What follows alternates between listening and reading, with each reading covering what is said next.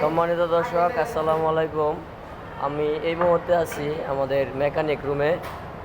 এখানে আমাদের মেকানিক ভাইয়েরা একটা মেশিন সেট আপ করতেছে বেলকো অ্যাটাচের জন্য। তো একটা মেকানিক রুমে কীরকম পরিবেশ থাকে আমি আপনাদেরকে ঘুরিয়ে ঘুরিয়ে দেখাচ্ছি। এখানে কিছু মেশিন আছে, দেখতে পাচ্ছেন মেশিনগুলোর সমস্যা, এগুলো কাজ করতেছে, মেরামতের কাজ চলতেছে। পাশাপাশি এদিকে আছে আমাদের মেকানিক বসের জন্য নির্দিষ্ট চেয়ার, এবং এখানে আমাদের ওই কর্নারে আমাদের মেকানিক বস বসে আছেন। এখানে আমাদের 3টা মেকানিক ভাই একটা মেশিন সেট করতেছে বেলকো অ্যাটাচের জন্য। তো কাজের কিছু নমুনা আপনাদেরকে দেখাই। ভাই এক পিস করে দেখান।